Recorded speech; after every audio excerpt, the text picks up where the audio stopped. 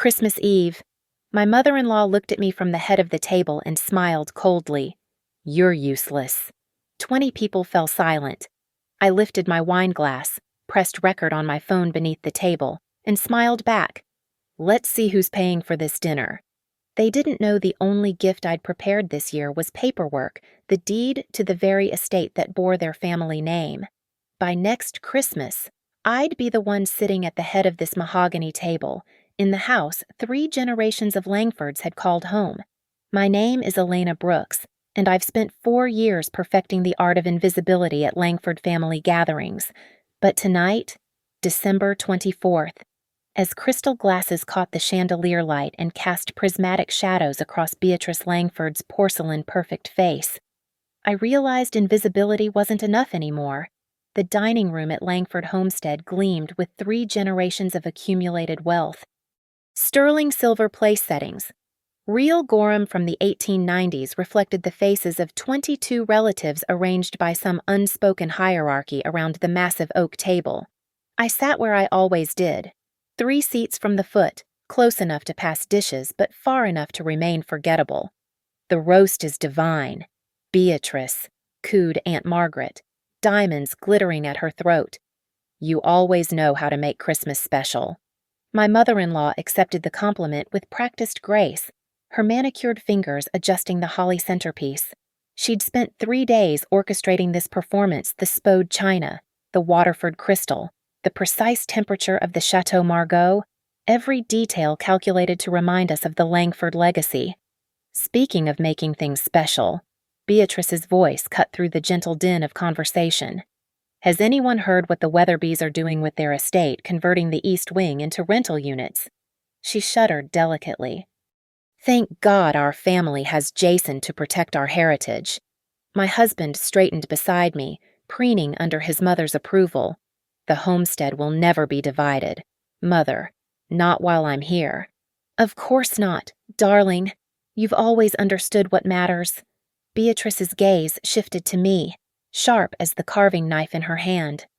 Unlike some people who think a middle management position at some data company makes them worthy of this table. The words hung in the air like frost. Cousin Jennifer's fork paused halfway to her mouth. Uncle Richard suddenly found his Brussels sprouts fascinating. I work in operations, I said quietly, fingers finding my phone in my lap, pressing the record button through muscle memory. At Redwood Harbor Analytics. Operations. Beatrice tasted the word like spoiled wine. Such a vague title for such vague work. Tell me, Elena, what exactly do you contribute to anything? Jason's hand didn't reach for mine. His siblings, Catherine with her museum curator position, David with his law partnership, exchanged knowing glances. This was familiar territory, Beatrice's special brand of holiday entertainment. I manage system implementations, I began, but Beatrice waved her hand dismissively. Systems, how modern, how replaceable. She sipped her wine, burgundy liquid catching the light. I was telling the ladies at the club just yesterday, it's concerning how Jason married someone so... She paused, searching for the word with theatrical precision. Useless. The word landed like a slap. Catherine actually gasped. A small, delighted sound. David's wife, Melissa, hid her smirk behind her napkin. Mother, Jason said, but it was token protest, weak as watered wine. Oh, darling, I'm simply being honest. Look at this table, lawyers, doctors, curators, business owners. And then there's Elena, doing... What is it again? Typing, filing. I lifted my wine glass, surprised at how steady my hand remained. The recording app on my phone captured every word, every snicker, every moment of my husband's silence. You're right. Beatrice, I should contribute more. Finally, some self-awareness. She turned to address the table at large. Perhaps next year she'll have developed some actual skills, or at least learned to dress for dinner properly. I glanced down at my dress, the one Jason had said looked fine, the one that cost less than Beatrice's napkin rings. Around the table, eyes avoided mine. 22 people, and not one voice raised in my defense. "Tomorrow will be interesting," I said, setting down my glass. Beatrice laughed, a tinkling sound like breaking ornaments. "Tomorrow, dear. Tomorrow you'll still be the same unremarkable girl Jason inexplicably brought home. Some things don't change overnight." I smiled, feeling the weight of the silver key in my pocket, the one I'd had made after reviewing certain documents. "You're absolutely right. Some things have been changing for months." The conversation moved on, flowing around me like water around a stone. They discussed vacation homes and stock portfolios, charity galas and private schools. I sat quietly, recording everything, watching how the candlelight played across the oil paintings of Langford ancestors. They gazed down from gilded frames, severe and satisfied, unaware that their descendant had already lost what they'd spent generations building. When dinner ended and we moved to the parlor for cognac and carols, I excused myself to the powder room. In the mirror, I didn't look like someone who'd just been publicly humiliated. I looked like someone counting down the hours. Jason would later ask why I was so quiet during the gift exchange. Beatrice would make another cutting remark about my modest present, a bottle of wine that cost exactly what I wanted them to think I could afford. And tomorrow, while they slept off their indulgence, I would meet with my lawyer to finalize the papers that would teach them all the difference between being useless and being underestimated. The key in my pocket felt warm against my palm, already fitting perfectly into a lock they didn't know had changed.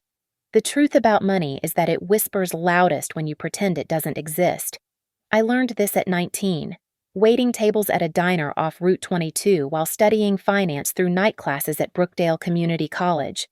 My mother had died leaving nothing but debt. My father had disappeared long before that. Every dollar I earned split 3 ways: rent, tuition, and a savings account I protected like a wounded animal guards its den. By 25, I'd turned those night classes into a bachelor's degree and a position at Northbridge Metrics, analyzing distressed debt portfolios.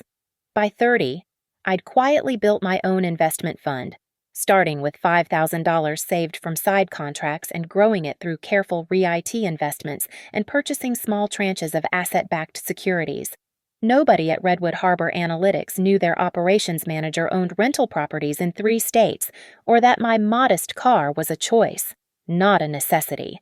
I met Jason at a conference in Philadelphia. He was everything I wasn't: polished, pedigreed, casually confident in the way only generational wealth can breed. When he learned I worked in operations, he found it refreshing.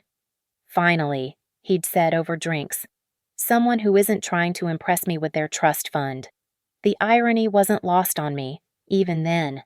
Our wedding at Langford Homestead should have been my first warning. Beatrice had pulled me aside during the rehearsal dinner, her smile sharp as crystal. Jason's previous girlfriends came from established families, the Weatherbys, the Ashfords. "You understand what you're stepping into, don't you? This isn't just a marriage, it's a merger you're hardly qualified for." I'd worn my grandmother's pearls that day, the only real thing she'd left me. Beatrice had noticed immediately. "Costume jewelry can be quite convincing these days," she'd murmured, loud enough for her sisters to hear. For 4 years, I'd endured her subtle campaigns. The Christmas she gave everyone else Hermes scarves and handed me a Gap gift card. The birthday dinner where she'd seated me with the children. The countless times she'd introduced me as Jason's wife, she does something with computers. But 3 months ago, everything shifted. I'd been looking for Jason in his father's old study, the one room at the homestead where business papers accumulated like dust. The door had been ajar, papers scattered across the leather desktop. I'd meant to straighten them, a habit from managing my own properties, when the letterhead caught my eye. Riverstone Bank, final notice, delinquent property tax, second mortgage default warning. My fingers had moved through the papers with practiced efficiency. Langford Heritage Events, the family's event planning business, bleeding money for 18 months. The homestead carrying a HELOC for $300,000, payments 90 days past due, insurance policies lapsing. A paper trail of financial hemorrhaging hidden beneath Beatrice's careful facade of prosperity. I'd photographed everything, then found more in the unlocked filing cabinet. tax returns showing dwindling income, credit card statements with minimum payments barely met, a reverse mortgage inquiry form, half completed in Beatrice's handwriting. The woman who called me worthless was drowning in debt while serving dinner on $50,000 worth of silver. That night, I'd contacted Mira Caldwell, a lawyer I'd worked with on a previous investment. I need a complete forensic review, I'd told her. And absolute discretion. The investigation revealed more than even I'd expected. Beatrice had been robbing Peter to pay Paul for 2 years, shuffling debt between accounts, using the homestead as collateral for increasingly desperate loans. The family business existed mostly on paper and reputation. The quarterly distributions Jason bragged about came from a dwindling principal, not profits. She's maybe 6 months from foreclosure, Mira had concluded, less if any of the creditors accelerate. I'd scheduled my own evaluation at Penmont Neuroclinic the next week, a full cognitive assessment with 3 specialists. The results, filed safely in Mira's office, confirmed what anyone at Redwood Harbor could have told them: my mental capacity was well above average, my decision-making unimpaired, insurance against any future claims of undue influence or diminished capacity. "You're planning something," Mira had observed, reviewing my test results. "I'm planning to stop being underestimated," I'd replied.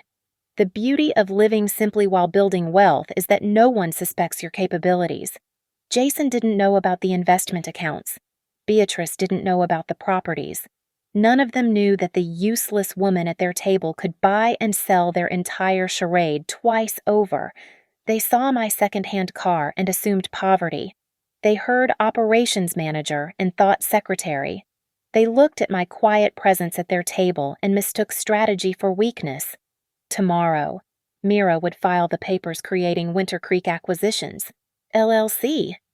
An innocuous name for a company with one purpose: to acquire distressed assets in Maple Ridge County. Starting with a certain historic estate whose matriarch had spent so much energy maintaining appearances that she'd forgotten to maintain the mortgage. The forensic bookkeeper I hired worked out of a nondescript office above a coffee shop in downtown Winter Creek. Marcus Finch had spent 15 years unraveling corporate fraud before going private. When I handed him the photographed documents, his eyes lit up like a hunter catching scent. "Full audit?" he asked, already knowing the answer. "Everything. The estate, the business, personal accounts if you can access them legally. I want to know every dollar in and out for the past 5 years." It took him 3 weeks to compile the complete picture. We met at 7:30 a.m. on a Tuesday, the coffee shop below just opening. He spread the papers across his desk like tarot cards revealing a fortune, or in this case, a misfortune. "Your mother-in-law is a master of illusion," Marcus began, pulling up a spreadsheet on his laptop. "But the numbers don't lie. Langford Heritage Events hasn't turned a real profit since 2019. She's been covering operations with personal funds, then covering personal expenses with home equity. The HELOC on Langford Homestead, $300,000 at 8.5%. Variable rate. Current balance $287,000. 3 months behind. Property taxes $42,000 annually. Unpaid for the current year. Penalties accruing at 1.5% monthly. A second mortgage from Riverstone Bank, $150,000, taken out secretly 18 months ago. Payments sporadic at best. Here's where it gets interesting," Marcus continued, highlighting a series of transfers. "She's been using the homestead as cross-collateral for business loans. If Langford Heritage Events defaults, which it will within 60 days without fresh capital, the bank can accelerate the foreclosure on the residence." I studied the insurance policies. Homeowners lapsed 2 months ago. Liability canceled for non-payment. She was 1 kitchen fire away from total ruin. "The antiques," I said, remembering the sterling silver service, the oil paintings. "Those must be worth, already leveraged." Marcus pulled up another document.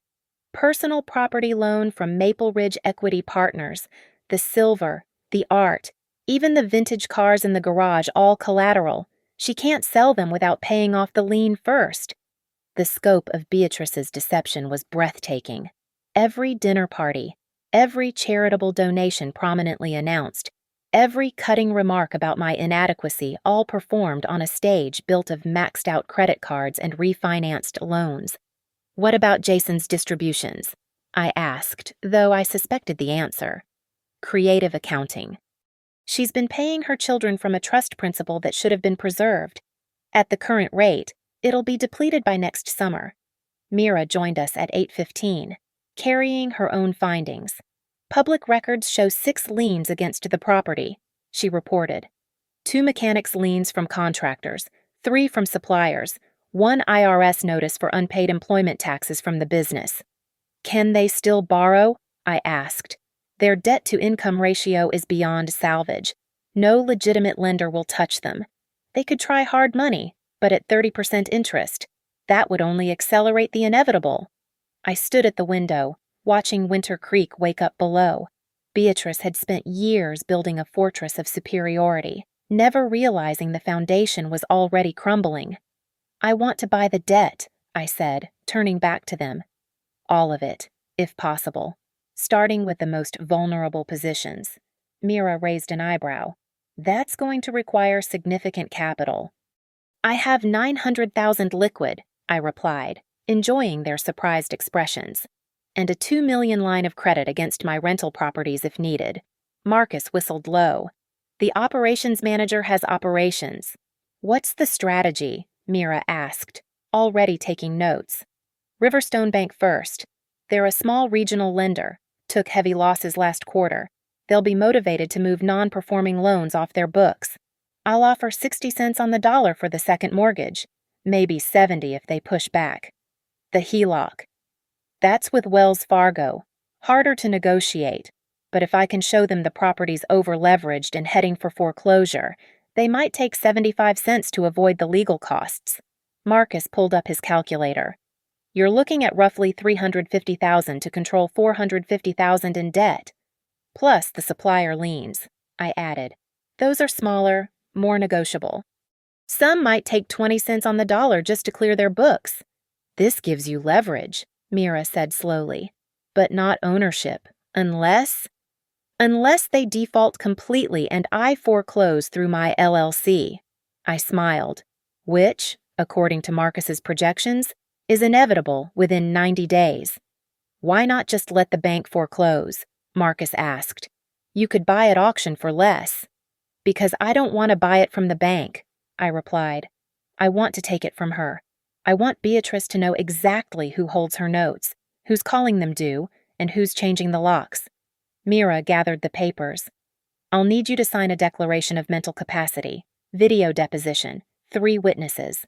We're documenting that you're of sound mind and acting independently." "Already done." I handed her the Penmont Clinic evaluation. 3 psychiatrists, full neurological workup. I even took a financial literacy test. Scored in the 98th percentile. "You've thought of everything," Marcus said admiringly. "No," I corrected. "Beatrice thought of everything except that the useless woman at her table might be taking notes." Winter Creek Acquisitions, LLC came into existence at 9:45 a.m. on a Wednesday morning, born in the sterile efficiency of the Delaware Secretary of State's electronic filing system, anonymous, untraceable to me, with Mira as the registered agent and a virtual office address in Wilmington. "Clean as a whistle," Mira confirmed over the phone. "Now we go shopping." The first target was Riverstone Bank. I'd researched their portfolio, extensively small regional lender, family-owned for 3 generations. Recently hit with federal penalties for compliance failures, their non-performing loan ratio had climbed to dangerous levels. The Langford debt was a bleeding wound they couldn't afford. I met with Thomas Brennan, their VP of Special Assets, at a Marriott conference room halfway between Winter Creek and Philadelphia. Neutral ground. No traces. "Ms. Winter," he greeted me, using the alias I'd provided. "I understand you're interested in distressed debt acquisition. Specifically, secured real estate positions in Maple Ridge County." I slid across my offer sheet. "I've identified several properties in your portfolio that might benefit from a quick, clean sale." His eyes stopped at the Langford homestead entry. "This one's complicated. Multiple liens. Hostile borrower. We'd need at least 80 cents. 55, I countered.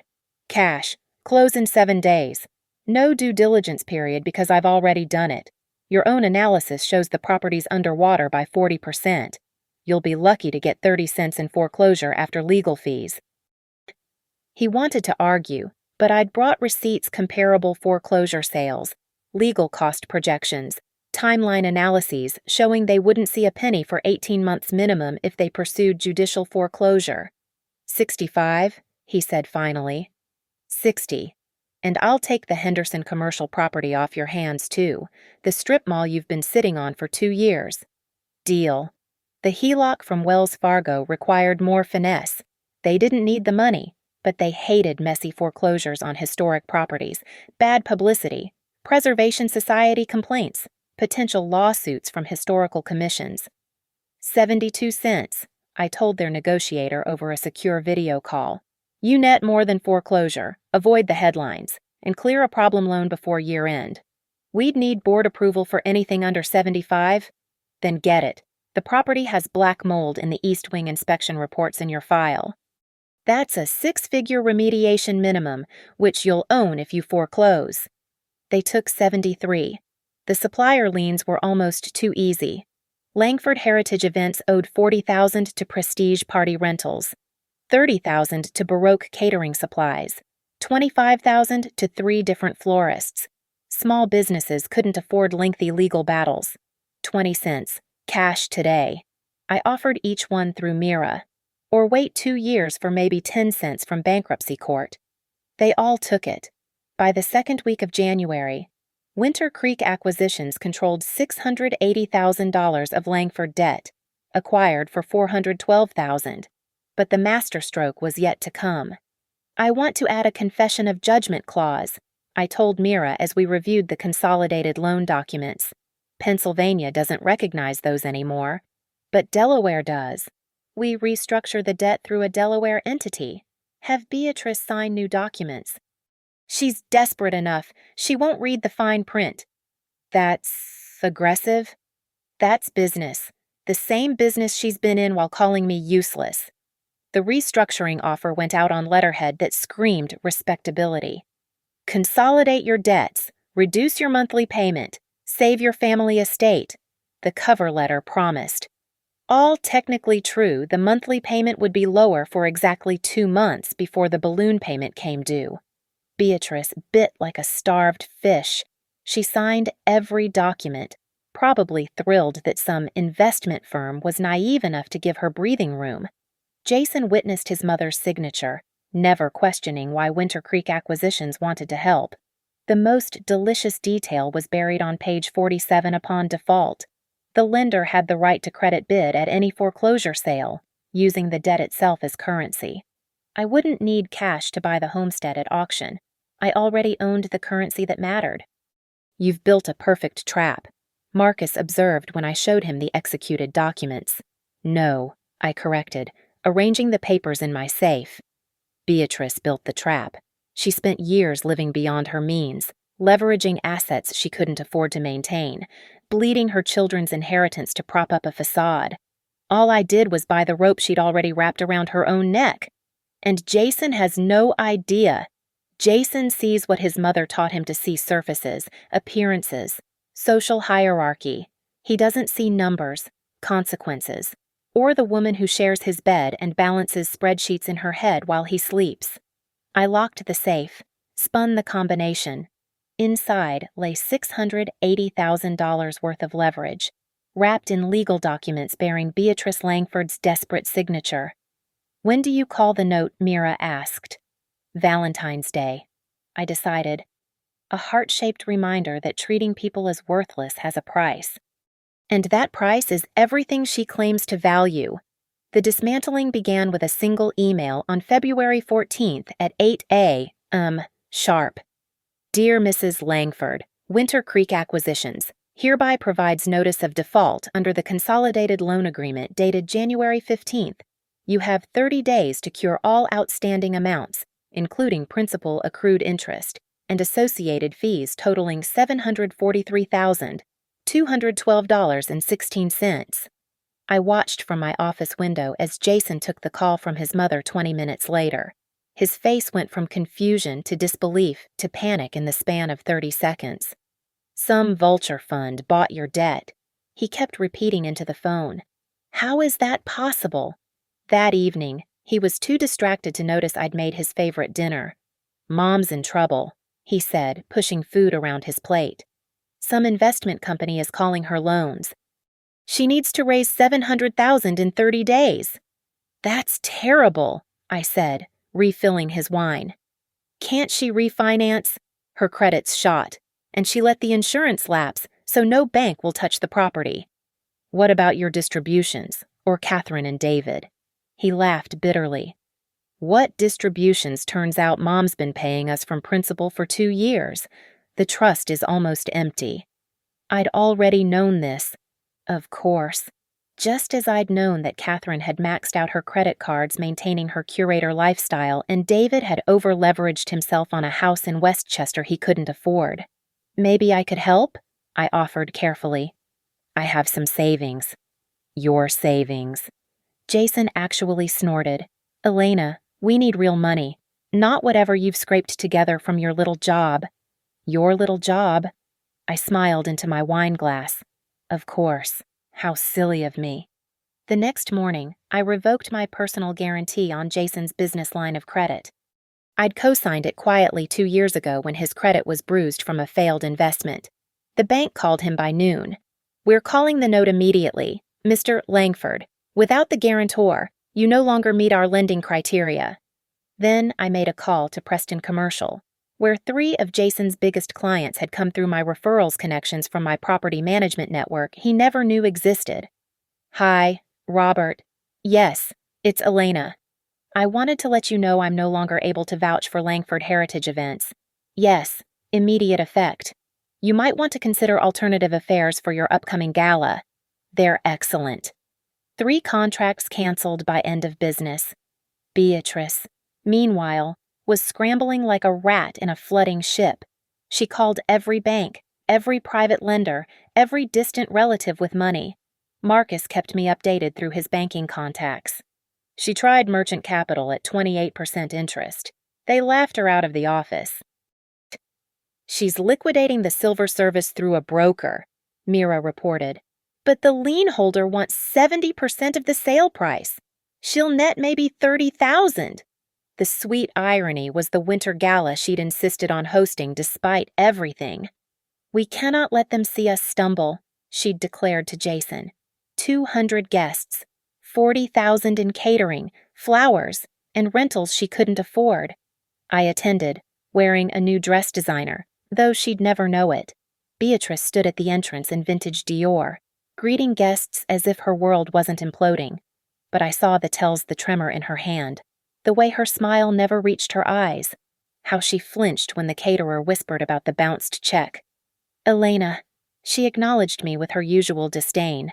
How brave of you to wear red. It seemed appropriate, I replied. The color of change.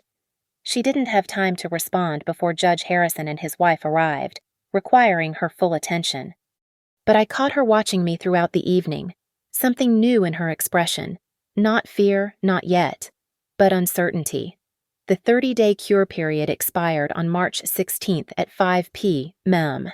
Beatrice had managed to scrape together $87,000 through furniture sales and a loan from her sister. It wasn't nearly enough.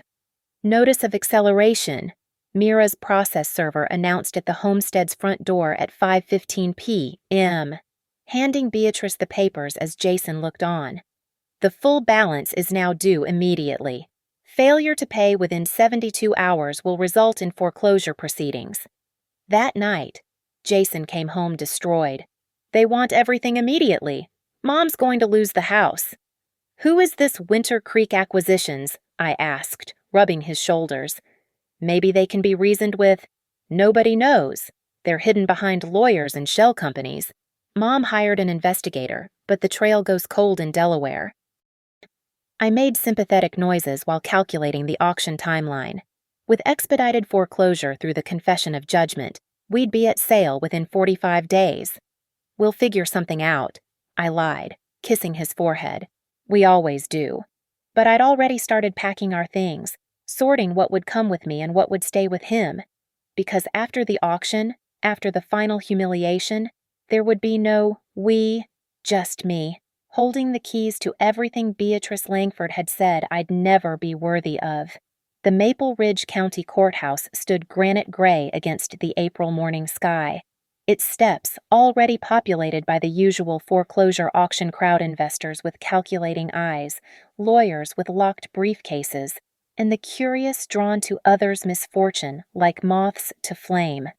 I arrived at 9:45 a.m., 15 minutes before the scheduled sale, baseball cap pulled low, oversized sunglasses, a shapeless coat that transformed my silhouette into anonymity. Just another vulture circling distressed property. Beatrice stood on the sidewalk in her St. John suit, flanked by David and Catherine. Jason was notably absent. I'd sent him to Pittsburgh on a fabricated emergency client meeting, a kindness he didn't deserve but would never recognize. "This is illegal," Beatrice was telling anyone who'd listen. "That property has been in my family for 90 years. There must be some mistake." The auctioneer, a bored civil servant named Harold Morse, checked his watch. Foreclosure sale of 741 Willow Creek Drive, known as Langford Homestead. Minimum bid set at $743,212.16, representing the full debt amount plus costs. 3 investors huddled near the steps, comparing notes. I knew them by reputation bottom feeders who'd bid 60 cents on the dollar maximum, looking for quick flips. 2 others stood apart, representing a development company that wanted to subdivide the land for townhouses. Opening bid. Harold called at exactly 10 a.m. $400,000, the first investor offered. $450. Came another. Beatrice's face went white. Her ancestral home, valued at $2.3 million before the liens, being haggled over like a flea market find. $500,000, the developer's representative called out. I waited, counting heartbeats. Let them think they had it. Let Beatrice see how little her legacy commanded on the open market. $525, an investor countered. $550. The bidding stalled. Harold looked around, raising his gavel. $550,000 going once. $743,212.16. I said, my voice cutting through the morning air like a blade. Every head turned. The investors looked stunned. Nobody bid full debt amount at foreclosure. "I'm sorry, ma'am," Harold stammered. "Did you say $743,212.16? The exact amount of the outstanding debt. Credit bid on behalf of Winter Creek Acquisitions, the senior lien holder." I stepped forward, handing Harold the paperwork Mira had prepared. "We're exercising our right to credit bid the full amount of our secured debt." "This is highly irregular," one investor protested. "This is perfectly legal," I corrected, removing my sunglasses to meet his gaze directly. "Check paragraph 47 of the Consolidated Loan Agreement, publicly filed with the county recorder's office." Harold reviewed the documents, nodded slowly.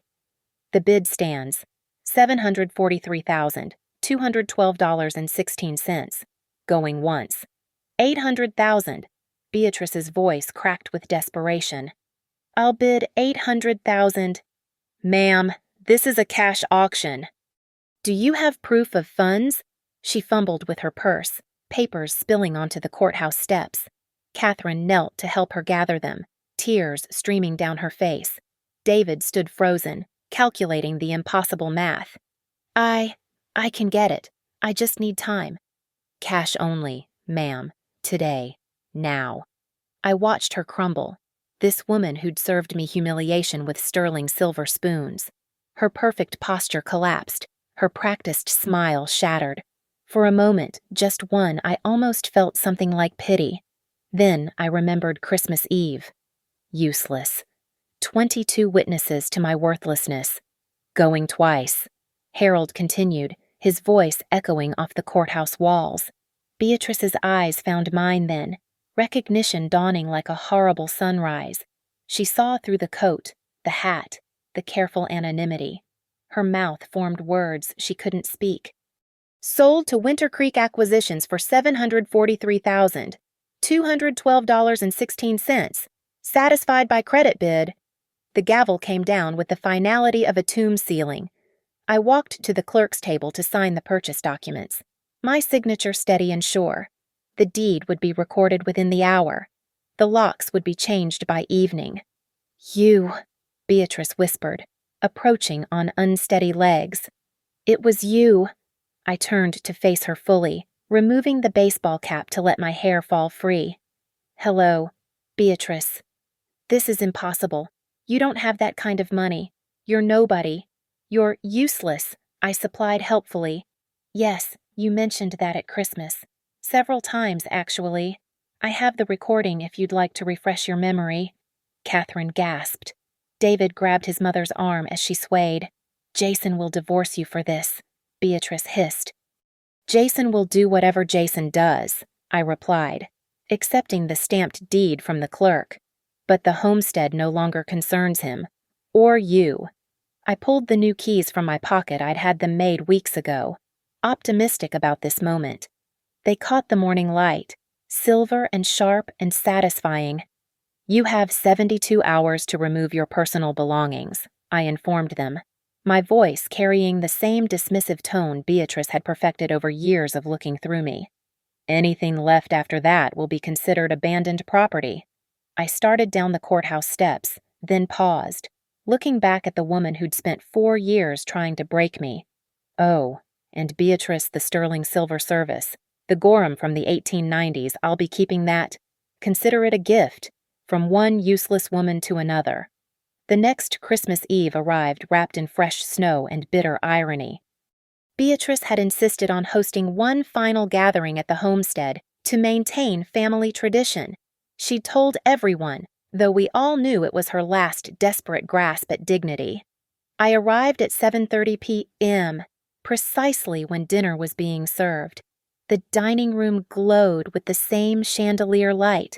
The same sterling silver gleamed on the table. The same oil portraits gazed down from their frames. But the deed in my briefcase made all of it mine. Elena, Jason stood when I entered, confusion clouding his face. I thought you were staying at the hotel. We'd been separated for 3 months, since the day he'd discovered who owned Winter Creek Acquisitions. The divorce papers were filed, but not final. I'd agreed to attend tonight for one reason only. I wouldn't miss this, I said, taking my usual seat 3 from the foot, still close enough to pass dishes, still far enough to remain forgettable. Except tonight. I would be unforgettable. Beatrice presided from the head of the table in her burgundy velvet. Every inch the matriarch, despite the foreclosure sale 8 months prior, she'd spun a story about choosing to downsize, about charitable donations, about simplifying their lives. Half the relatives believed her. The other half whispered behind their hands, but still came for the free meal. How generous of Elena to join us, Beatrice said, her voice dripping false sweetness. Despite everything. Despite everything, I agreed, placing my phone on the table, recording app already running. The dinner proceeded with strained normalcy. Cousin Jennifer shared news of her engagement. Uncle Richard discussed his retirement plans. Catherine avoided eye contact while David's wife Melissa drank steadily through the salad course. Then, as the roast was carved, Beatrice couldn't resist. It's fitting, really, she announced to the table, that this is our last Christmas in the homestead. Some changes are necessary when you discover you've been harboring a snake in your own family. The room stilled. Mother, Jason warned. No, darling, let's not pretend. Your soon-to-be ex-wife orchestrated a hostile takeover of our family home. She's a corporate vulture who... The doorbell rang, cutting through her speech like a scalpel. I'll get it, I said, rising smoothly.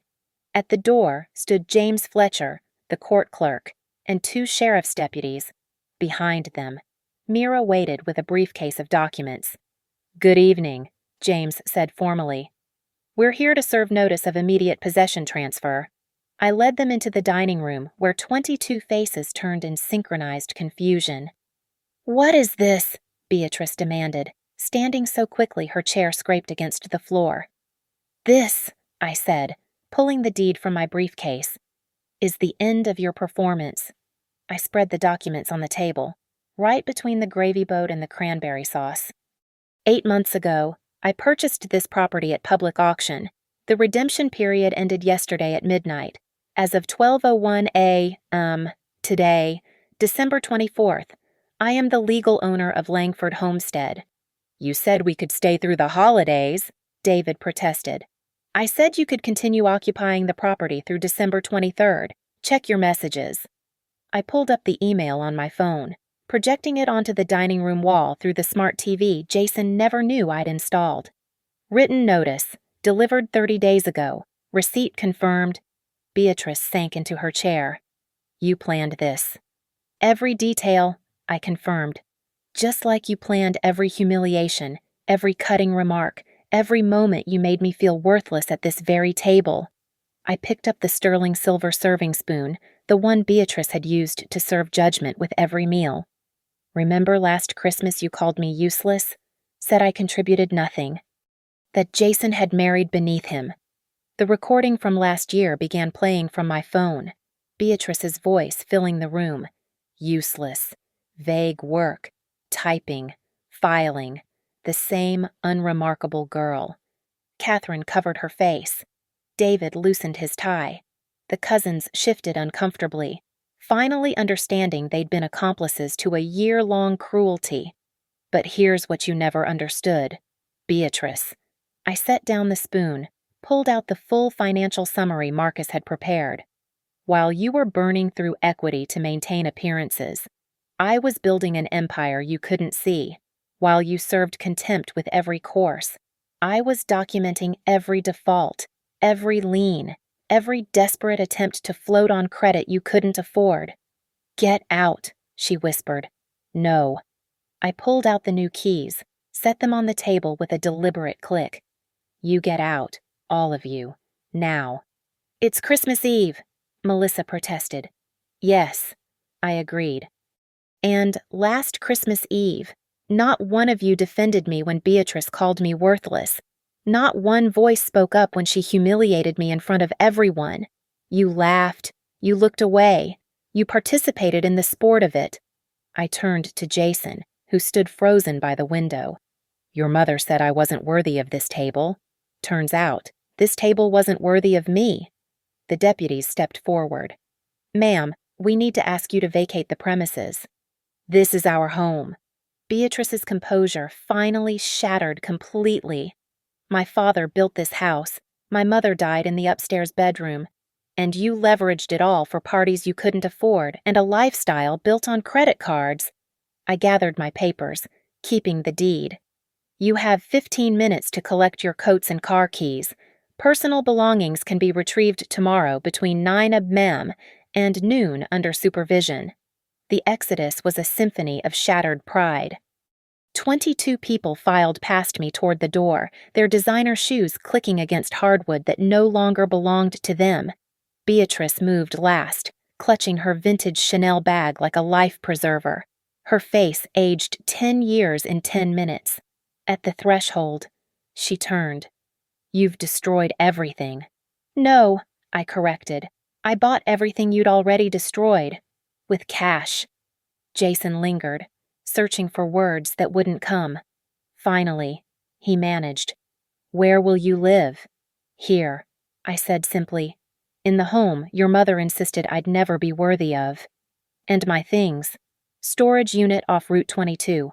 First month's paid. After that, it's your problem. I handed him the key and receipt. Your divorce lawyer has the details. When the last car pulled away, taillights disappearing into the snowy night, I stood alone in the doorway of Langford Homestead. My homestead now.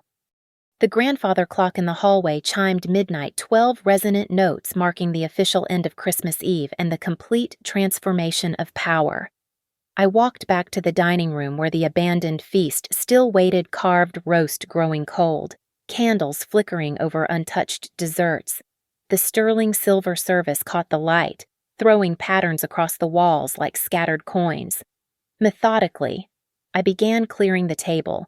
Not because I had to, I'd hired a service to come in the morning, but because I wanted to.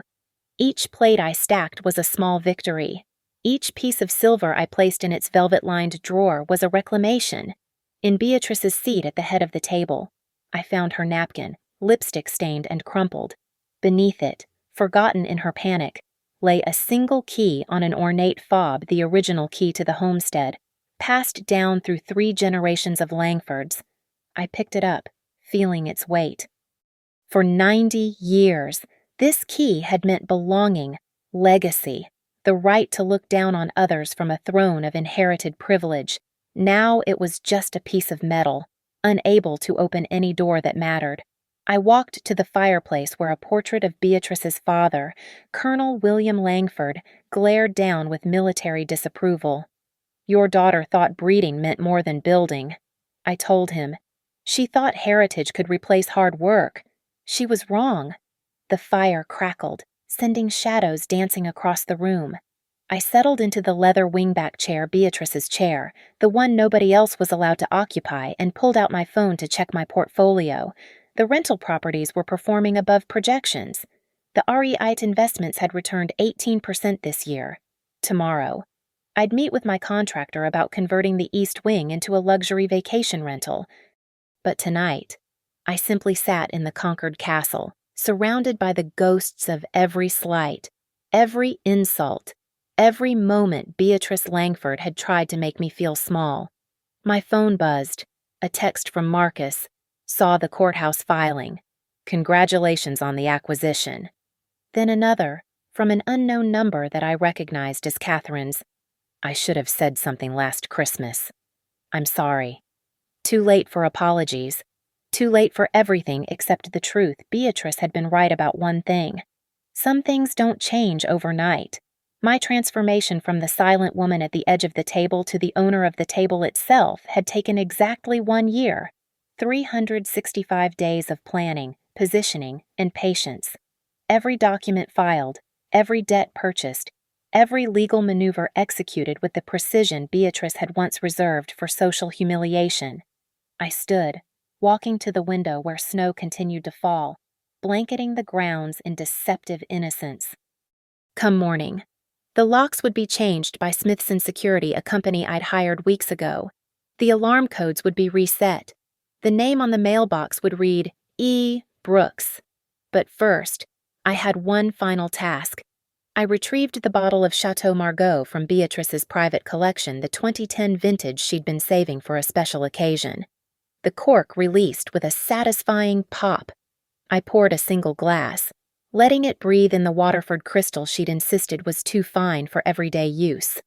Then I climbed the grand staircase to the master bedroom, the room where Beatrice's mother had died, where 3 generations of Langford women had slept secure in their superiority. The bed was still made with Italian linens. The dresser still held silver-framed photographs of happier times. I sat at the vanity where Beatrice had prepared for countless galas, looking at my reflection in the gilt mirror. The woman looking back wasn't the same one who'd sat silent through last year's humiliation. This woman owned everything in the frame. Raising my glass to the mirror, I offered a toast to the only person who'd believed I could do this myself. To useful women everywhere, I said aloud. May they always underestimate us. The clock downstairs began chiming 1 a.m., and I smiled. Christmas was over. The Langford legacy was over. My time had just begun. I set down the wine glass and picked up the ornate key fob Beatrice had left behind. Tomorrow, I'd have it melted down and forged into something new, perhaps a paperweight for my office, a daily reminder that privilege without financial prudence is just debt in designer clothing. The house settled around me with small creaks and sighs, accepting its new owner, and for the first time in 4 years, sitting in the heart of what had been enemy territory, I felt exactly where I belonged, at the head of the table. Thank you for listening to this story of sweet revenge and patient justice. I'd love to know where you're listening from. Drop a comment below and let's connect. If this tale of turning the tables resonated with you, please subscribe to the channel and share your thoughts. Have you ever been underestimated only to prove everyone wrong? Let me know your story in the comments.